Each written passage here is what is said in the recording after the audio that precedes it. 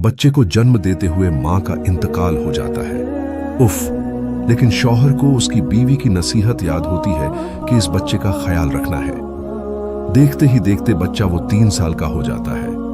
3 साल बाद उसका बाप फिर दूसरी शादी कर लेता है, एक शादीशुदा औरत से जिसके पहले से 3 बच्चे होते हैं। अच्छा, वो सौतेली मां होती है, जालिम।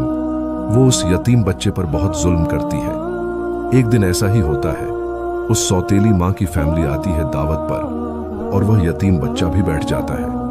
खाना खाने के लिए तो वह यतीम बच्चा चावल गिरा देता है, तो उसकी सौतेली मां उसको उठाती है, उसको 2 थप्पड़ मारती है और फिर उसकी चावल की प्लेट के साथ उसको बालकनी में बिठा देती है। सर्दियों की रातों में शीशा बंद करके अपने बच्चों से हटा के अब शौहर ऑफिस से आता है तो कहती है कि आप बैठे, मैं आपको खाना लगा देती हूं। तो शौहर कहता है, भाई वो मेरे बच्चे हमारे बच्चे कैसे हैं?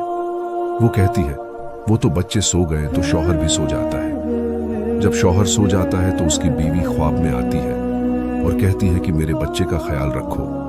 वो अचानक उड़ जाता है और सौतेली मां से पूछता है कि वो बच्चा कहाँ है।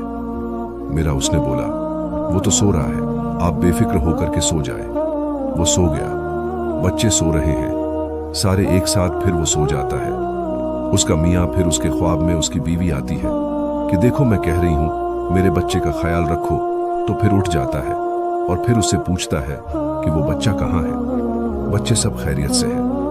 उसने बोला, हाँ तुम्हारा बच्चा सो रहा है। फिर वो सो जाता है। तो फिर तीसरी बार वो बीवी उसके ख्वाब में आती है और कहती है कि अब तुम्हें ख्याल रखने की जरूरत नहीं है क्योंकि मेरा बच्चा मेरे पास आ चुका है। वो घबरा के उठता है और सौतेली मां से पूछता है कि बच्चा कहाँ है। मेरा जाकर देखता है, कमरे में तो वो तीनों बच्चे सो रहे होते हैं, लेकिन वो बच्चा नहीं होता जो उसका सगा है।